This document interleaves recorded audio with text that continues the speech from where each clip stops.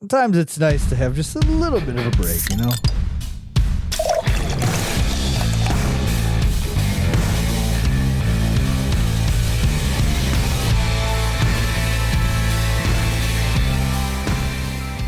Welcome in, everybody. It's the Craft Beer Republic.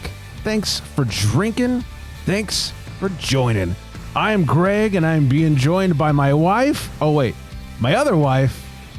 That's Flexi. What's up, big fella? My wife. We're back, baby.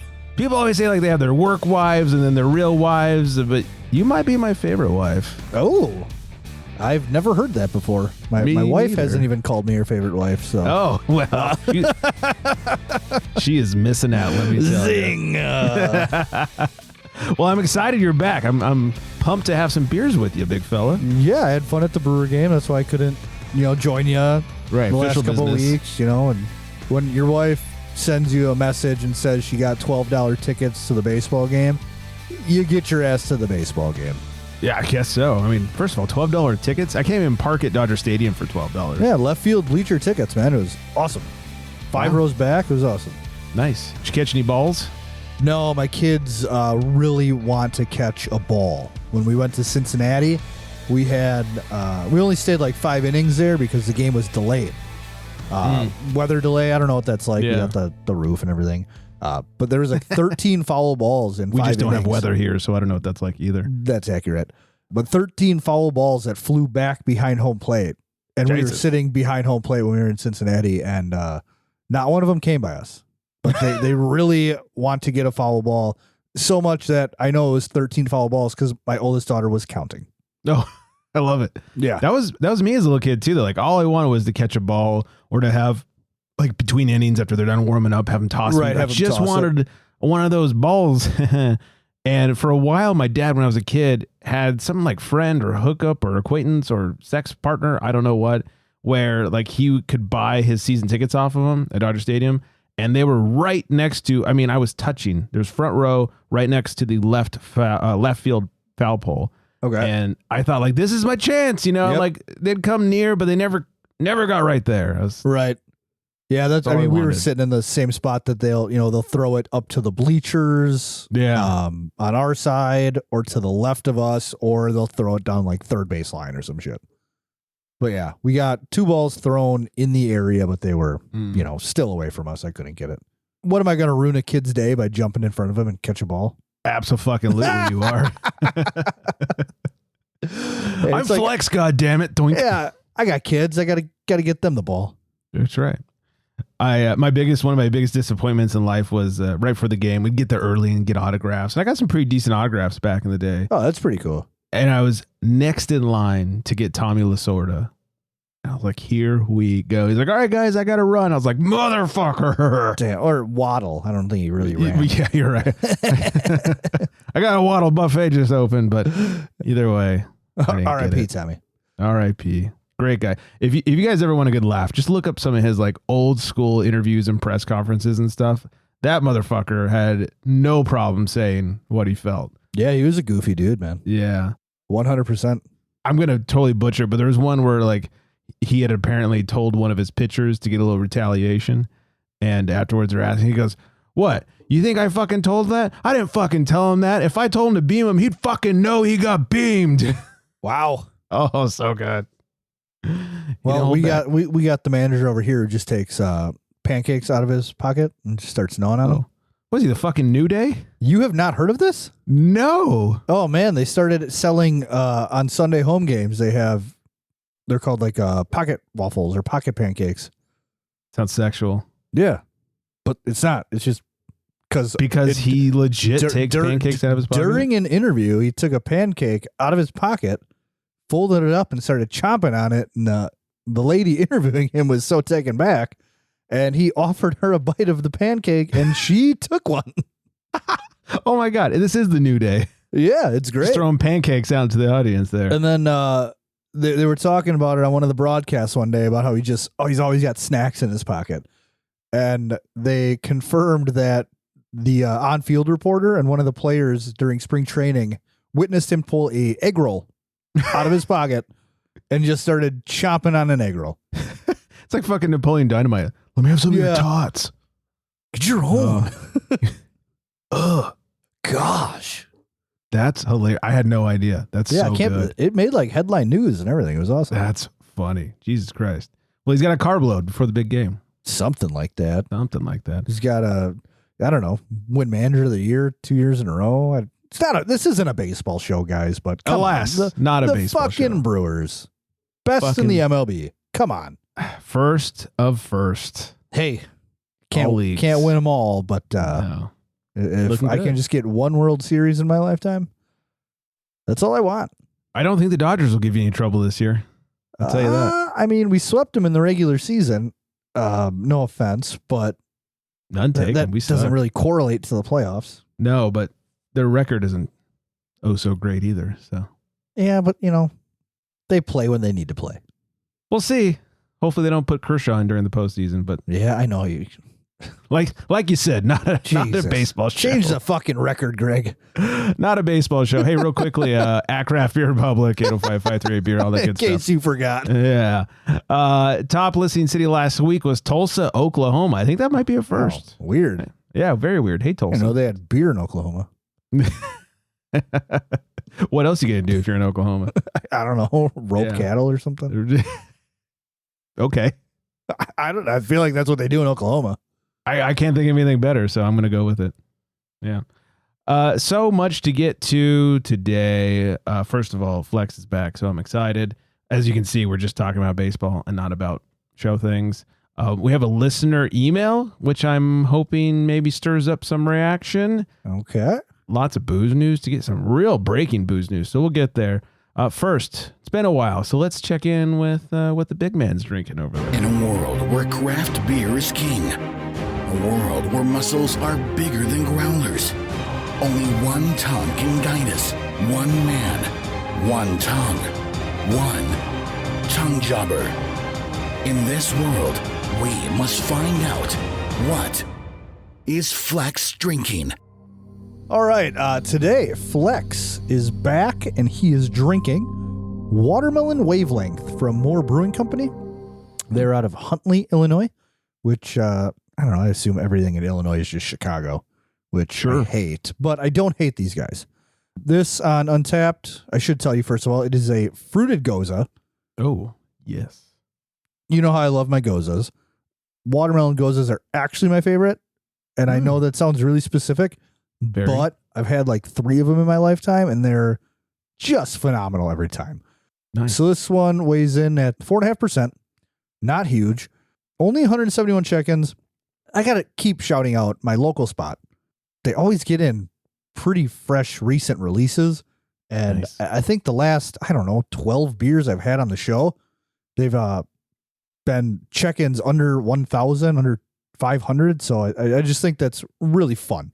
And really but alas, this one, 171 check-ins, only a 3.57. Ooh. And this really pisses me off. Really pisses me off. Let's hear it. And I will explain to you why. I bought this beer 2 weeks ago for the show I missed. Okay. I drank it a day later because I said, I really wanted to try it. The Goza watermelon, I love it. This shit blew me away. I'm going to ruin the review right now. Spoiler alert. This beer completely blew me away. And it was so good, I fucking went back and I bought another one just so I could have it on the show tonight and let everybody know how fucking good it is. So, Untapped here. It reads tart and refreshing wheat ale with the sour character of a goza and the juicy, summery sweetness of watermelon. Let's start with the can art first of all, because I don't think I really have been putting can art out there lately. It's kind of shiny, plain black label with some shiny red and green watermelon wavelengths. It's got the wave science-y things. It's like audio waves. Yeah, or wavelengths, I guess, really. Yeah. And everything is just shiny red and green. Just really, really fun, really simple, really sexy, actually. So, which brings us to the beer, which it is a fruited goza, so it's not going to be clear or that kind of golden ale color. No, very juice looking. It is very juicy. It almost looks like pureed watermelon juice. On the old nose buds here. It's like tart watermelon, like not super out there watermelon, but like a little faint, but it's got that, that sour sense to it that we always tell people, and we make ourselves feel like we're idiots because Hey, what's it smell like? It smells like sour. maybe nobody actually knows what we're talking about. But without further ado, the old tongue jabber. We've been waiting for weeks. This thing is amazing. It is zippy with carbonation, just the perfect amount. Really leaves you dry on the end. So much tart watermelon flavor. It's like the perfect end to summer. And it was 75 degrees here. Nothing but sun today in Wisconsin. And this is just the best kiss goodbye to summer. And I wish I would have known about this before they only had single cans. There was no 4-packs left of this. I would have bought a case. This beer, top notch. Can we go through and beat up everybody who gave it a 3.75 one by one? Yes. You know how I feel about Gozes. This, you would fucking die over this. You would get rocked up, put your dick in it, and then drink it. It is that good. I don't even know if I'm allowed to say that. Get rocked up? And then put your dick in it. Oh. Don't want to get accused of sexual harassment of beers? Yeah. I mean, it's not a dick show, but god damn, I love this Wait beer. till Deb comes back around. That's always fun. Yeah. So yeah, cheers to More Brewing here. I just want to shout them out one more time. Sounds amazing. Everything they ever put out, they really do a superb job. It sounds amazing. It's been hot as motherfucking balls around here for a few weeks now. And this sounds like the perfect ball quencher in the bowels of summer. Oh, your balls will be quenched. It's almost as good as having good dick weather. Yeah, it's a guarantee. Yeah, I like it. And you know how much we love good dick weather. Nothing better than good dick Nothing. weather. Not a single thing. For all, any new listeners that are still listening after the last 5 minutes, Flex and I do have a weather rating of good dick weather. And it's when you're outside and it's warm enough to where, it's hanging out, but not so hot and not so balmy to where it, sticks to things or stickiness. Yeah, it's that perfect, makes you look like you're packing a little bit of heat weather. Nashville, by far, my favorite dick weather. By far. Love me some Nashville dick weather. Now I gotta go to Nashville. Orlando, it's a close second. Yeah. Cincinnati dick weather was not very good. I'm going to put that out there. And Okay. Louisville was a little bit better than Cincinnati, but yeah, Cincinnati was trash. I tell you, San Diego in the summer, because it's close to the beach and it's just always like in the 70s. Summer, San Diego is chef's kiss dick weather. Prime chef kiss dick weather. Yeah. I need to get me some of that. You do. I'll meet you in Dago for some dick weather. Daddy.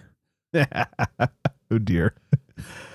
All right. Well, we'll move on from that Before we take a turn. before we get too rocked up, I guess.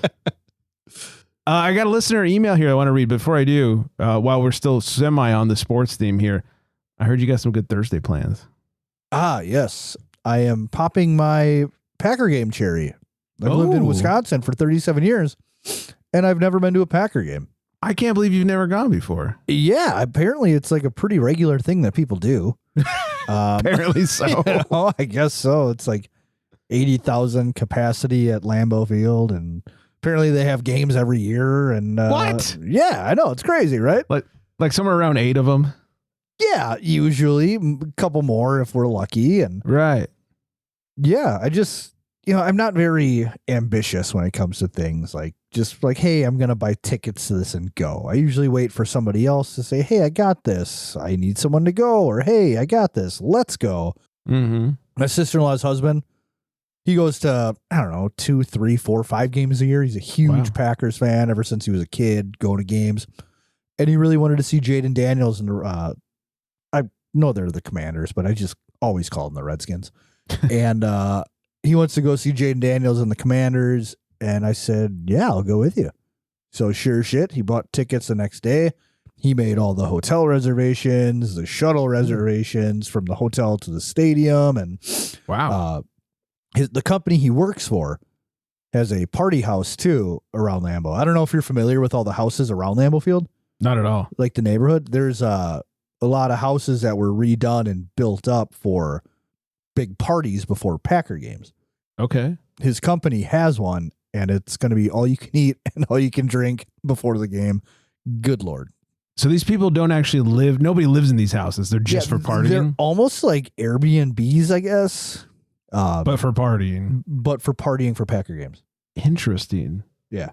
I've never heard of that before. That's awesome. Yeah, they're insane looking too, like how redone they are. Like people, they'll like tear down like people have like sunrooms or like rec rooms in the back of their house. They'll tear out the walls. They'll install those garage doors, and like the whole back of the yard is like the garage doors, and they have like a real nice setup in the backyard and a built-in bar underneath. That's awesome. Where the garage doors are, and yeah, it's really, really sick. I dig it. Yeah, I'll take a bunch of pictures when I'm up there, and I'll send them to you. Please do. I can never remember the name of the Commanders. It's not that I do or don't like that they've changed their name. I just go, Washington. Yeah. I can't remember. Cleveland, same thing. I can't remember what they've changed it to. Cleveland. They've always been the Browns. No. Baseball. Formerly the Indians. Oh, what am I thinking? What are they, the Chiefs? I don't know what the fuck the they Guardians. Are. Guardians, yeah. See, it's not even that I do or don't like it. I just cannot fucking remember it for the life of me. I think for me too, with Washington, we grew up, right? And they were the Redskins. Yeah. Ever. And then they were the football team for 1 or 2 years. I still remember the Washington Bullets. They had a cool logo. Mm-hmm. Yeah, super cool logo. But yeah, the Commanders thing, it just doesn't catch at all. Cool thing, though, is that the tribe and the family of the guy who's on the helmet of the Redskins, they want everything to be changed back. Really? Because they think it's like great for their dad or their grandpa or whoever it was that was on the helmet, and good for the family and Native Americans and everything like that. So look, I feel like there's probably a way to honor the Native Americans without calling them the Commanders. Maybe not calling them the Redskins either, you know? Right. Maybe just a better name all around. Yeah, we vote for better name. Yeah, something that people might remember. Anyway, bring back something better. Not a football show. Not a political show. Yeah, this is what happens when we don't talk for a couple weeks. We get rocked up just looking at each other. So much to say. Yeah, so much to boing. All right, before this gets worse, like I said, got an email from a listener. I want not only Flex's reaction, but I want everybody's reaction from this. He says, "Hey guys, a friend and I were talking about awful beers the other day, and I was reminded of this awful story that I thought you might like. In the wonderful year of 2019, I visited a brewery in Petaluma, that's in Northern California, by the name of Dempsey's. Now, I've had some of their beers before this experience, and I've had some since, and they always leave me satisfied. But on this particular visit, I had one of the strangest beer experiences of my life. I ordered a beer called Undercover Malicious, thinking it was some kind of spin-off of their Malicious IPA, which I'm already a fan of. The beer came, and it was much darker than I was expecting. The flavors were tobacco, leather, and a very specific earthy note. After a few more sips, I came to realize that earthy note was poop. Come on. Like not in your face sewage or anything, just the subtle but unmistakable note that made me question my life choices. I tried to push through. I drank about a quarter of the glass, partly because I was trying to figure out what the hell I was tasting. It was shit. Yeah, spoiler alert. I was also trying to explore the leathery tobacco flavors I was getting, but the earthy qualities proved too much, and I was forced to abstain from any more beer. Eventually, the waiter came over and explained that the beer was actually a messed up batch of Malicious that they tried to salvage. So yeah, that explained the toilet tones. That was actually going to be my guess on what it was a fucked up batch of beer that they just tried to put on tap anyway. To their credit, the waiter was super cool about it and didn't charge me, and honestly, the rest of the visit was great. I had a killer burger and fries, and the first beer I ordered wasn't nearly as traumatizing. But I'll always remember that beer, the poop beer. Anyways, figured y'all would appreciate the legacy of the poop beer. Keep doing what you do. Gabe. Well, thanks, Gabe. Yeah, thanks, Gabe. For the poop beer. Honestly, super hilarious that he had to go through this. I'm glad it wasn't me. Right? That's why it's funny. Yeah, exactly. But also a whole quarter of the glass. Yeah, but for a brewery to even put that out there, like it would be different if it was like they actually had like a joke description, like on the menu, like, hey, this one didn't turn out as well as we thought it would. Give it a try, and then honestly put like $0 next to the beer. Or call it King's Cup or some shit like that. Right. And just do something like kind of fun, like off kilter like that. Yeah. But don't actually put it on the menu and charge people for shit. Right. Or do charge, but if they complain, immediately take it off or something. I don't know. Yeah, because you're putting it out there, and if first timers come in, they're gonna be like, "Oh, this place sucks." And right. Yeah. Nobody is going to enjoy it at all.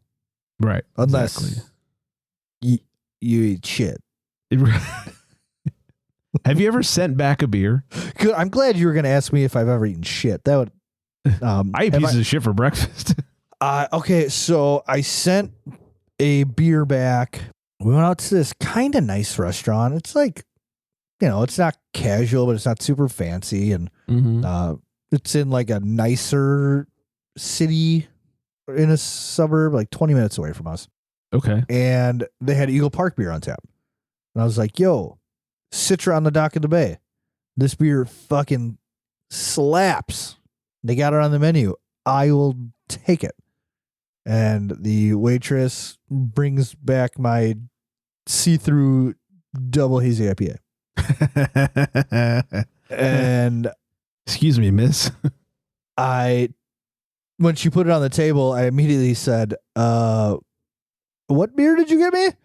And she said, "Oh, the Eagle Park tap." She's like, "We only have, one Eagle Park tap here." And I was like, "Oh, okay." And then so what is it? She walked away, and I took a sip, and you could really get like the off flavors, and it was not very good, and it was like tangy almost. And I told my wife, I should give a lot of credit to my wife. I told her that it wasn't what the beer should look like, and that either it was old or they need to move the keg around a bit. Dirty lines or something. I took a couple more sips, and she could see the look on my face, and she said, "Just send it back." So the waitress, sure enough, came back, and I said, "Yeah," I said, "This isn't how this beer is supposed to be. I'm really sorry. Can I get something else?" And they were happy to do it, happy to oblige. But yeah, so I've done it before. I don't do it in like a mean way. No, sure. I'm the last person to send something. I worked in a restaurant, the first 6 years of my working career, and I'm like, petrified to send something back. It's got to be real fucked up. But I can think of, top of my head, I can think of 3 times I've ever sent a beer back. And 2 of them involve 14 cannons, not at the brewery, but at restaurants. Okay. One of them, we're at a dining establishment that sounds similar to what you were at. The wife ordered their patient Pilsner, and of course, this is before they turned into a-holes, back when we liked 14 cannons. But she ordered the patient Pilsner. It showed up, and we know that beer very well. It was flat. It tasted like soap. I mean, clearly these lines had not seen any cleaning solution in quite some time. Right. It was absolute garbage. So this kid comes back. I say kid because he was like 18, 19. There's no way he was of legal drinking age. He goes, "Hey, everything okay?" And I said, I hate to do this. This makes me cringe inside. I got to send this back. I said, "We know this specific beer very well. We're at the brewery all the time." I said, "I'm pretty sure there's something wrong with either the keg itself or your lines, and you should have somebody have a look at it." And he goes, "Oh, okay. Well, you want a different," or he goes, "Do you want another one?" And I said, "Sure, let's get another beer." He goes, "You want the same thing?" And I said, "Do you have a different keg?" He goes, "No, why?" I said, "Then I don't want." I took everything I had. I don't fucking want the same thing. Angry Greg. "No, I think we'll get something else. Stupid." The other time that I can think of, the other 2 times are at the same restaurant. This is at one of the Lazy Dogs. There's Lazy Dog out here. And first time was with another 14 Cannons beer. Almost the same exact story. It was their Marzen, which the wife loves, drinks. Used to drink all the time. Orders the Marzen, shows up. It's flat, tastes like soap. It tastes like just like dirty lines. They come out and she's like, "This is garbage." So she ended up getting some wine instead. But I had to send one back once. It was Institution, which is a local brewery. It was an IPA. Excuse me, a pale ale. It was their Mosaic Pale Ale. It's one of the, I don't love all their beers at Institution, but it's one of the ones that if I see it on the menu, I will order. So I know it pretty well. And shows up once again. It was flat. It just tasted, didn't even taste soapy or anything. It was just tasted way off. And I said, hey, like this, I hate to do this, blah, blah, blah. And they're like, oh, okay. Once again, this person goes, well, you want another one? I said, is it going to be different? He goes, oh, I guess not. I said, can I get something else then? And that's probably just them being their waiter selves. I know. I don't expect you to know about beer like we know about beer. But if it's bad, if I've told you it's bad, and especially if I've told you the reasons why it's bad. Why would I want another of the same beer? Right. It's not like I said, hey, this is warm. Then you go, hey, you want different, or you want another one? Yes, I would like one that's cold. Yeah. But that's not the problem here. I've had the story I explained, I've had that a couple times and I just fucking eat it and I just drink it because one of them was a fantasy football draft a couple years ago, and just this little corner bar, they're known more for their food than their beers. Mm-hmm. And they had an Eagle Park on tap, and the same thing happened where it was it's supposed to be their Demon Haze their Goon Juice, which is a fucking flagship of theirs, a hazy IPA. Then again, it pours and it's clear, and I was like, okay, that's kind of weird. And you get these really off flavors, and I just drank it, and I didn't order any more of those because I was like, I knew by that point, but yeah, I just didn't feel like sending it back. And the local movie theater by us that does, they have a bar and you can drink beer in the theater and stuff. They clearly don't do anything with their lines. No cleaning, because I've gotten Great. 2 or 3 beers within the last 2 years there, just grab one, go see a flick. And each time it's like, I just get lagers because, whatever. Mm-hmm. And it tastes like artificial coconut as I'm drinking the beer. And it's very off and very gross. So yeah. And I end up finishing it. Like I got a Modelo the last time I was there, and I was like, oh, you can't fuck up a Modelo, like Modelo with a lime. Let's fucking go. Right. And it's just like Modelo with a lime and the coconut. The lime and the coconut. What I was looking for. Yeah. It was, Put the lime and the coconut. Yeah, it was fucking gross. Yeah. So that is gross. Yeah. I wouldn't recommend it. No. I think I told this one on the show. I was at I think it was at like Yard House or something, and I ordered a hazy little thing, and it showed up clear as fuck, and I was like, they're like, nope, that's it. I said, but you recognize the name is hazy. Yeah. And this is clear, right? They're like, no, that's hazy little thing. I was like, okay, be gone. So anyways, if you guys have any fun stories like that, please let us know. Mail at craftbeerrepublic.com, or you can leave a voicemail, 805-538-BEER, or DM us on the socials, whatever it takes. We want to hear your shit beer stories. Yeah, maybe not literally shit, but yes. Well, but if they happen to be, we don't mind those too. As long as we're not the ones drinking them. Yeah, just don't drink shit and email us. That's right. That's all please. I'm asking. Yeah. You eat pieces of shit for breakfast? All right, let's make a call.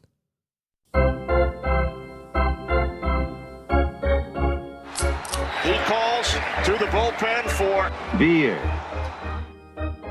Yeah, he does. I was walking around Total Wine the other day because I had to pick up some. Did you have a gift card? No, I was not going for beer. I was going for something else. I was going for some champagnes, and I took a cruise down the beer aisle just because I was there, see what they had. And I have never heard of this brewery, and it's local-ish, so I thought, well, I'll give them a shot. So I'm drinking All Season Brewing. They're out of Los Angeles. Never fucking heard of them before. I'm sure I'm going to get shit from everybody now. It's called Cloud Racer. Hazy IPA, 6.5%, 50 IBUs. Nice little can art. It's like colorful shapes that are a mountain with a I do cloud like that. I like the super, same with my can, like the super black background. Yeah. And then just those hints of color like that. That's gorgeous. Yeah, I like it. It makes the color pop. It's cool. In the cloud, it's hard to see, but there is a car. So Cloud Racer, a 3.82 on Untapped with 941 ratings. So not overly rated, though I did see that Fontana Jim rated this beer on Untapped, gave it 4.5. So he must like it. Yeah. On the schnoz, on the taste, on the nose buds. There we go. Taste buds. On the nose buds, I get like a sweet orange smell. Ooh, I like the smell of that. I don't know, like a candied orange. Does that make sense? Yeah, candied oranges are wonderful. Okay, yeah. So sweet, sort of candied orange. Here goes ye old tongue jobber. Candied orange is a thing? Yeah. You know what I mean? Oh, by the way, no description on tap. It's my favorite beer ever. Oh, I love it. It looks like straight up juice from what I can see. Yeah, perfect color for a hazy. Little hot on the front. Little alcohol hotness on the front, which is surprising at 6.5%. Oh, 6.5. Okay. The back end is surprisingly bitter for a hazy. Got some real big pine notes, a little citrus, a little orange in the middle, maybe some grapefruit pith as well, adding to that bitterness. It's surprisingly bitter for a hazy, good or bad. It's surprisingly bitter if that's what you're looking for. If you kind of want more of an in between West Coast and hazy kind of thing, this might be your jam. I don't hate it. I don't love it. I bought one, and I'm probably glad I did. I don't think I need 3 more of these. Okay. Yeah. Okay. It's respectable. I would try more from this brewery. They're local. This is the first one I've had. I'd see what else they got. Plus, it's been given the Total Wine shelf treatment, so which is never a good thing. Yeah. I tell you what, though, with those in between hazies where it's it's like juicy and a little bitter. Mm-hmm. I enjoy those, but it's got to be like a really hot day, and I have to drink it outside. Yeah, there's definitely a place for them. This one leans more bitter than juicy, and okay, just not what I'm looking for when I'm drinking a hazy. Right, I feel that. That's all. You're preaching to the choir on that one. If I buy a hazy and it says it's a hazy, it fucking better be a hazy. Yeah, I mean, it looks hazy. They definitely nailed the visuals on it. It could use some more carbonation, a little more head too. Like when it poured, there was almost no head on it. I'm sure that doesn't help. So, anyways, not horrible, but probably definitely would not go back for the 4-pack. But Fontana Jim gave it 4.5, so maybe I'm in the wrong here. Maybe he got a fresher can than I did. Who knows? Maybe he got it from the brewery. I don't know. Yeah. Oh! I just looked at the bottom of the can. I legit did not do this in the store, and I don't know why, because it was Total Wine, and I should have. Want to guess the package date? Is it further than 6 months out? Yes, it is. Oh boy. Wait, what month is it now? September. I'm gonna say December.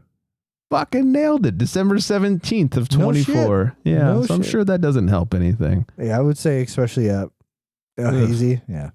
Wow. Well, way to go, Total Wine. Yeah, that's what they do. Yeah. I tell you, back in the day, when craft beer was a little more new and Trader Joe's was just kind of jumping on the craft beer bandwagon, they used to do this thing where when beers would start to go out of code, they would do like mystery bags, and they just put 6 beers in a bag for, I forget what it was, call it $6. And you could not open it. They'd staple it closed, and you got what you got. And usually it was like a couple of good ones and a couple of not so good ones, like a couple of the Trader Joe's brands and a couple of good ones. And it was a fun thing to do. And honestly, what a smart way to get rid of beer that's expiring. Oh yeah, it's genius. There's a huge grocery store where we live. I don't know if they do it anymore because I used to work really close to it, and I would always stop there, for my beer, either to work or from work. Mm-hmm. And when they would get out of code beer, they would just take the 4-pack and they would put like $2.50, and they'd put it in a shopping cart, and they would have this whole shopping cart full of close dated beers that would be $2.50 for the whole 4-pack. Yeah, smart. I mean, yeah, and I definitely bought from there multiple times. Yeah, get back what you spent on it so you don't lose money, but discount it so maybe it flies off the shelf a little. Which, have you ever looked at Total Wine's discount rack? I don't think they have one where we are. Oh, the one we have, there's like a little 4-foot section of like where the single cans are, and they'll have like clearance stout beers, but they're like $2 off a 4-pack or some shit. Like it's kind of it's super lame. Yeah, it's Total Wine for you. Slightly better than Bevmo, but they still treat their stuff like shit. All right, a little news. Big breaking news. 21st Amendment to wind down operations and close their tap rooms. Wow. Big name in the craft beer world. 21st Amendment Brewery is ceasing operation after 25 years as founders Sean O'Sullivan and Nico Fresia seek a buyer for the legacy craft beer brand. Over the next 60 days, 21st Amendment will wind down operations at its San Leandro production facility with a target date during the first week of November. The company plans to maintain its tap room at the facility and 2nd Street in San Francisco as long as possible, depending on staffing. The news is a reversal of a plan announced last week. So this is weird. So last week, this was dropped that they're going to close down. The week before, they posted on social media that the founders were stepping away from daily operations and transitioning the roles to a new CEO who had taken over with the goal of building a platform. So I was like, oh, okay, news. And then a week later, big news. Freshia said, this is all very new. A week ago, we were moving in a different direction and we were excited about a potential path forward with building a platform, but it just wasn't tenable. So a pivot had to be made. Those plans had been in the works since early July, but changed relatively suddenly last week. Freshia explained a financial lender that 21st Amendment was working with to grow the business ultimately decided against moving forward with the transition due to the industry's mounting challenges and no clear path forward. He said the lenders aren't necessarily craft beer people, they're money people, and they can see the challenges ahead. At a certain point, I think somebody decided we better step back before we get in too deep. He and O'Sullivan are still open to exploring a sale of the 21st Amendment brand. Our hope is that the brand will live on and that there will be opportunities coming down the line. 21st Amendment's workforce was informed of the plans last Wednesday. Huh. It's big news in the craft world. That's wild. Yeah, I was very surprised to see that. Yeah, shit's getting tough for craft breweries now. I think there's been like 4 or 5 in Milwaukee alone that had shut down this past summer. Yeah, and it seems like it's and some good ones too. Yeah, and it's just harder to have that big craft beer brand be financially attainable. Yeah, which makes you think like the ones that are succeeding and still doing it. Mm-hmm. Good for them. Yeah.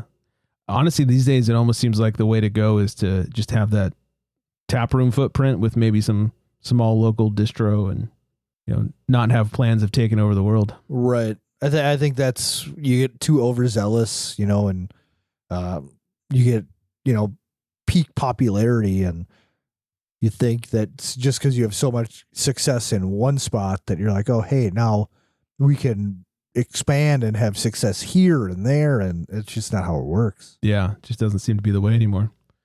When you go to the polls this coming election, make sure you vote for beer. Maine Beer Co., responsible for such beers as Lunch, which is delicious. Founder Dan Kleben is launching a U.S. Senate run. Maine Beer Co. founder Dan Kleben has entered the Maine race to unseat longtime Senator Susan Collins. Kleben said in a video, I'm running for U.S. Senate because politicians in Washington, they're making it harder to do what's right for Maine. They're trampling on the values of Mainers, I guess that's a thing, and tearing this country apart. Kleben was laid off from a law firm in 2008 and opened Maine Beer with his brother 1 year later, channeling his frustration with the corporations whose actions led to the Great Recession into building a people-centric company. He said, my brother and I were set out to prove you could run a successful business by doing what's right. We promised ourselves that anybody we hired would get a living wage, employee health care fully paid, profit sharing, and retirement plan. Well, here. I can't vote in Maine, but, you got my vote. Yeah, let's get this guy in office. Yeah, let's do it. Let's vote for beer. Oh, yeah. If he really wants to get elected, he's just like one free beer for every man, woman, and child. Or a free beer per vote. I don't know if you There you go. No, it's super illegal. But hey, it's worth a shot. That would be awesome. Yeah. An Ohio cop allegedly shows up drunk to a 911 call. Walbridge, Ohio. Michael Irvin was removed from duty following an August 23rd incident. Wait, who? Michael Irvin. The receiver? Probably. Might be receiving it in jail. No, boy. In which he responded to a late night call from residents who were concerned about a possibly open vehicle and a potential break-in at their home. When Irvin arrived, the couple suspected that he was impaired and contacted police dispatch. Additional officers from Walbridge, along with units from nearby departments and emergency services, were sent to the scene. Walbridge Police Chief Ken Campbell and Sergeant Bob Miller, these are just the whitest Ohio names ever, gave Irvin a portable breath test, which showed a blood alcohol level of 0.27? Oh, no, I wish. No. Just barely over double, 168. Okay. Irvin was immediately taken off duty and officially terminated 2 days later. The mayor of Walbridge, Edward Kolenko, said the village took fast action to address the situation and launched an internal investigation. Irvin was surprisingly not wearing his body camera at the time of the incident. Shocker. Yeah.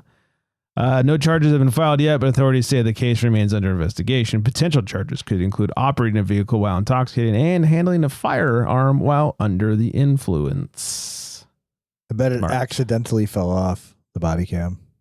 Yeah, that's probably what happened. Yeah. Sounds reasonable. It's amazing. Should we end this with a trip to Florida? Yes, please. Okay. Florida man arrested after driving lawnmower on busy toll road. Okay, I feel like this happens every day in Florida. This is just a Tuesday in Florida. Yeah, I'm just throwing it out there. Yeah, this could be like Vanessa or something. Hi, Vanessa. Hi, Vanessa. Just going to work, listening to Craft Beer Republic on her lawnmower. Florida Highway Patrol troopers arrested a man Friday morning after witnesses reported a slow-moving hazard on Suncoast Parkway. It was a riding lawnmower. Just after 8:30 a.m., multiple cars reported a man operating the mower erratically along the southbound lanes of the toll road near the Citrus and Hernando County line. Well, that's how you get cops to show up. Tell them you blew through a toll. Traffic cameras confirmed the unusual vehicle heading south, and troopers caught up to it just past the US 98 exit. The driver, identified as 30-year-old Christopher Spain. That's a poor name if I've ever heard one. Christopher what? Spain, like the country. Oh, okay. Yeah. All right. He was pulled over without incident. Troopers say he showed multiple signs of impairment, including small pupils, flushed skin, dry mouth, which I want to know how they figured that out, and nasal irritation.